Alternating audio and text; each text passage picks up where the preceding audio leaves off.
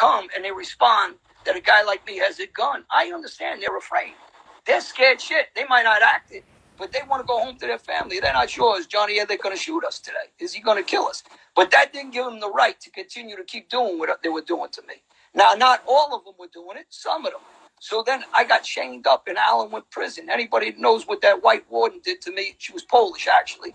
She chained me to a chair in my underwear for 2 weeks because I was sick with epsilon. She wouldn't send me out. So, there are people like that, man, without a doubt. But take them as individuals. But overall, most of these guys, man, they ain't trying to hurt nobody or kill nobody. They ain't trying to get locked on themselves. For the most part, they're not. And the ones that are, the one who stepped on George Floyd's neck, yeah, take care of them. But when you talk about Black Lives Matter, it can't be pick and choose what Black Lives Matter. That means everybody has got to matter. I'm gonna tell you, and I could be the first to tell you, I'm my energy, and I'm gonna go and talk to you about the monster because we can talk about this on the phone for a long time. I personally believe, and this is where I stand. If we're gonna be about the police killing people, and I said this very, very publicly on my show, then we gotta be about motherfuckers killing, getting in the shootout and killing the baby in Chicago. We gotta be about everybody with that shit. You can't just be selected and be this and this and this. And don't even start me with that because we'll go down a rabbit hole that's crazy. 100%. As a mobster, how do you trust people? And how do you keep your family safe? How do you do that? Listen, here's the thing. As long as I'm alive, my family's safe because I ain't trying to hurt nobody else's family. But, my kids will get into a fight here and there. That's just a fight, man. But if anybody takes it to a different level, anybody knows if all bets are off, man, I'll go right back to who I used to be. And I ain't one of those guys, man. Anybody that knows me, there's dudes out there that I shot or I tried to kill or I walked in houses, nightclubs, bars, restaurants that I shot everybody. So when they want to talk about, will I wake up? I'm not a guy that tries to intimidate anybody. People say, well, he ain't look like nothing. I ain't trying to look like nothing. I ain't trying to scare nothing off a wall. That ain't me. I'm just a nice guy, man. And people take that as a weakness. That's on them. But, if they try that move, you get these dudes that they want to get a reputation, punch me in the mouth. Man, if you want to be real, you should have shot me in the head. Stop trying to, swing on me with 10 guys and you think you're impressing somebody. Man, I never said I was Mike Tyson. I said I can use my hands. But if you want to come with 10 guys, ain't nobody beating 10 guys. But you want to be real, come by yourself and see what you're about. I just because I'm out there. I drive a convertible. I live in the neighborhood.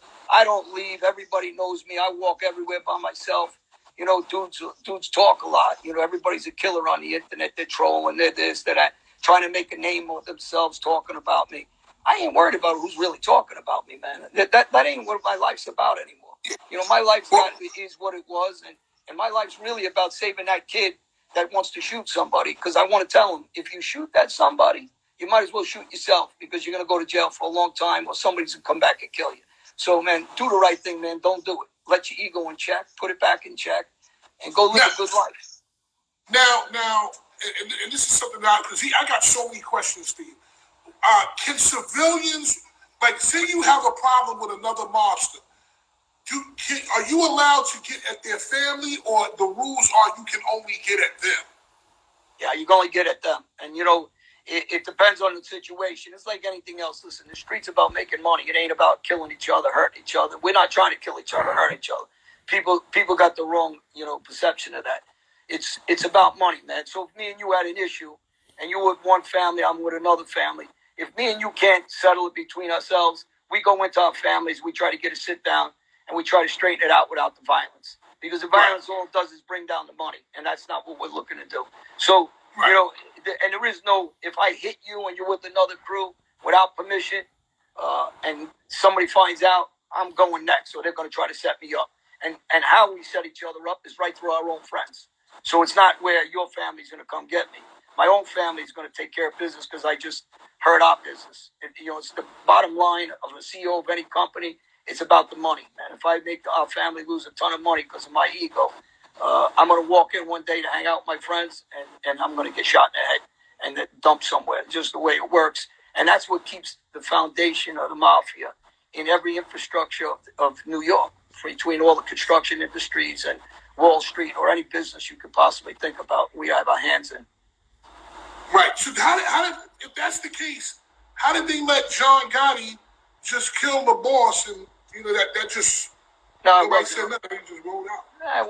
When John makes that move to kill the boss, he made a lot of moves behind the scenes that the public really don't know. Within our family, he took every major guy from every borough that was in bed with him to do it. That's first step. Second step, he factioned off two families. The Colombo family was in the middle of their own, different things that were going on, and then later on, they had their own personal war. But Gotti placed one of their personal friends to take over part of the Colombo family, which caused a big war in 1990. So it wasn't just blatantly like that, but his days were numbered. The public don't understand. There was a lot of plots to kill him. And one of them was from Bobby Manor from the Genovese family, who ends up getting caught on a wire in a lady's bathroom in a restaurant. He thought the men's bathroom was only wired up in the restaurant. Possibly they went to a woman's room. They were wrong. It was somebody who was working with the feds, and they caught that plot. There was numerous plots to kill Gotti, and if he didn't go to jail the way he did, he wasn't going to last. That wasn't going to go away. His days were numbered. He could have had 100 guys around him. He was going to get killed. It just wasn't going to be let go. Frankie DeChico got blown up in a car over that murder, which Gotti was supposed to be in the car. They made a mistake. It was another guy there. Frankie gets killed. Another guy gets blown up. He doesn't die. After that, there's retribution. Bobby Borriello gets hit. Eddie Lino gets hit by two detectives. So guys get hit as a result of Paul Castellano getting killed without it being sanctioned properly. So that hit was never going away. Gotti's Gotti would get killed. It was never going away. Every interaction that I've ever had with a mobster, and I've done many a party in Bay Ridge, Sheepshead Bay, even Bensonhurst, Coney Island, clubs all over the place in Brooklyn. Every mobster that I've ever dealt with was always very cool, calm, a gentleman. Like I would come in and they would be like, yo, so and so is so and so and so. I'm like, oh yeah.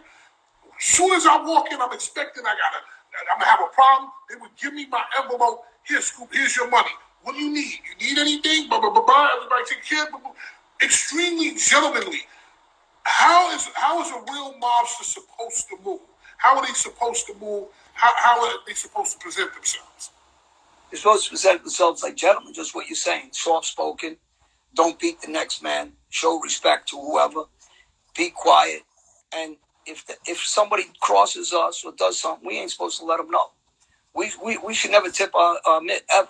We're supposed to just walk you in slowly and then kill you. It ain't supposed to be the way a lot of these young kids, you could call them what they want, young bucks or whatever. We give them, a lot, especially in jail. You teach them all that yelling and rah-rah shit. It's not necessary, man. Shake the guy's hand, be his friend, be quiet with him, and eventually on your time, on your leisure, kill him. It's not necessary to go do a drive-by and, machine gun and hit these kids the way what's going on. Because they're hitting kids all over the place. And that's one thing that the mob has a different understanding. Bring a guy in and, be quiet about it and take care of business. I think one of the reasons why the government years ago was a little more lenient with the mob was because we're a little underground. And over the years, they got flamboyant and they did some crazy shootings like the Paul Castellano hit in the middle of the city. That only brings heat on the politicians who bring heat on other politicians who bring it down on the police, the FBI, and everybody else to come after us. And by doing that, it just brings down everybody's money. So everything goes back to the money. So when you do a hit like that, so flamboyant, so out there, you're just killing everybody's money. Because now the police, what they're going to do in the FBI is they're going to knock every numbers parlor down. They're going to knock every machine business down. They're going to bust every drug spot that they think or know about because they ain't going to let that happen openly in the street. So, there's the difference of the mentalities over the years have changed from years ago of being gentlemen to some of these guys. And you got some of these guys that are out there, like I said, they don't even know what it is to do any work. They never did no real time. They don't even know what it is to stand on their own. I don't like weak people. Obviously, the way I stand. Guys want to talk shit. There's thousands. I don't know how many. I don't need 10 guys with me. Yeah, I just by yourself.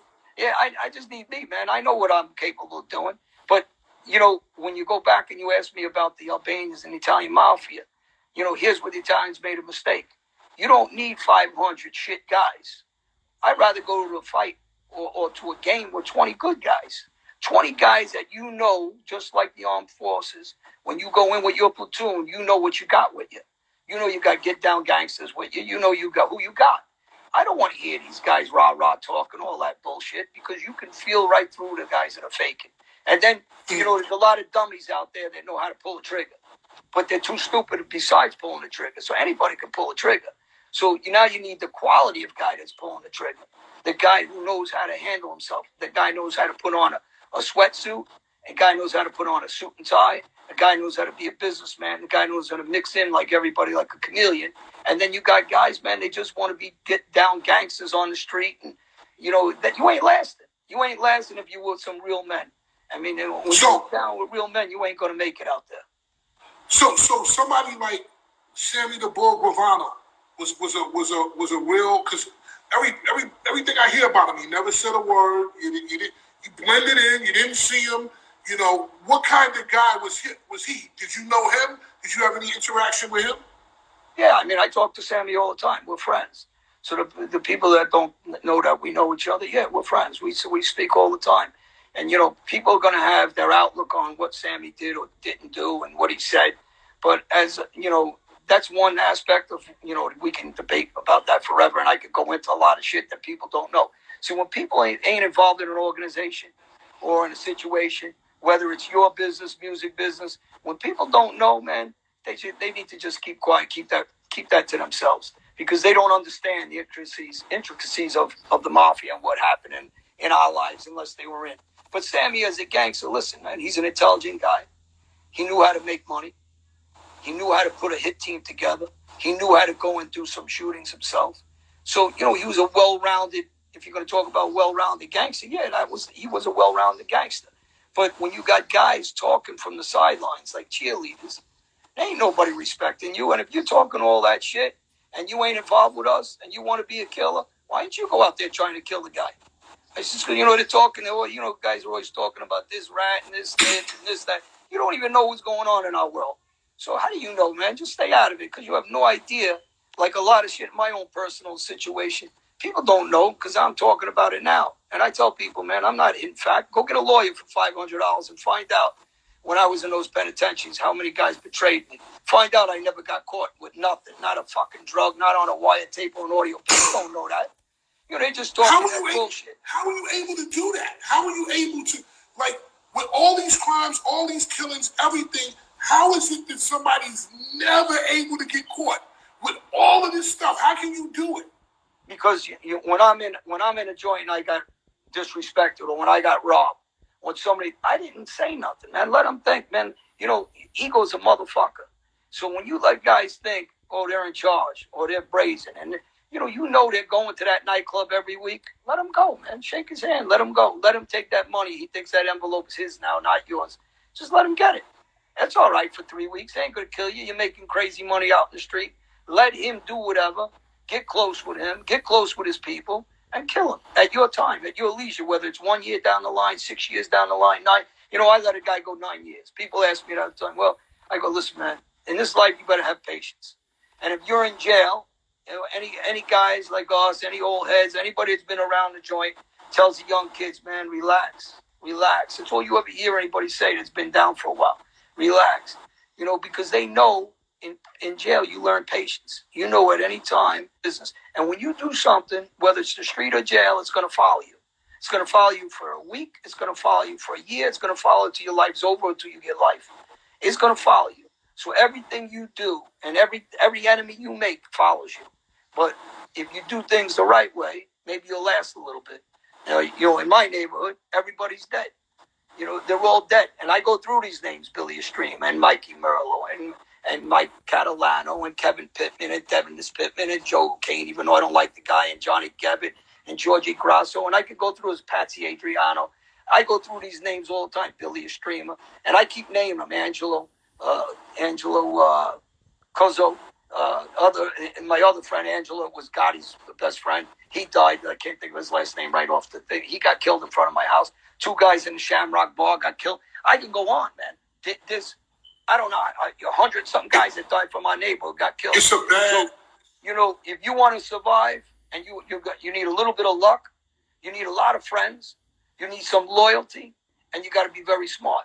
And these kids, they just don't get it, man. You're not going to go out there and shoot it up wild. You might bring a little cash home for a little bit, whatever you want to call it. You made the cheese, whatever stupid names guys throw out there, and with their nicknames, it ain't going to last, man, because there's always a new young guy that wants to beat up Mike Tyson. New young guy that wants your spot. New young guy wants to kill you. And the more dangerous you get, the more shot you're going to jail, you're going to get life, and you're going to do more work. So the pitfalls of being dangerous is everybody's after you. Everybody's trying to test you. Everybody's pressing that button to try to get a reaction from you. And the more you get those, and the more you react, the more hot you get, the more you don't last on the street. So, I can school guys day and night about jail because I did so much time in the street and what it is to survive, being shot, being stabbed up, being battered, being abused by cops. I know it all. Being involved in racism, being Albanian, being Muslim. I got lives. Unfortunately, I had a lot of life experience. Being molested as a kid, I know it all. I've been through everything you could possibly be through as a kid coming from these neighborhoods, man. That's why I talk so real with these guys. I try to get these kids to save them. And live. What is, you said you spoke about jail, knowing how to move in jail. Before I start talking about Gotti and extortion, a bunch of different things, what is the most important thing somebody needs to know about how to move in jail? Easy. One word: respect. Respect. You better respect everybody you run into in jail. I got a book out called Prison Rules. Nick Christopher wrote it with me, right? And what I talk about is how to survive prison, or also how not to get there, but how to live there and also not be a punk. So me and you could talk for 2 weeks on this subject, but the number one thing in jail is respect, man. When you walk in and two dudes are talking, it's just courtesy. It ain't that you're doing nothing, but you're showing courtesy and you're showing respect that, hey, man, this guy's a man.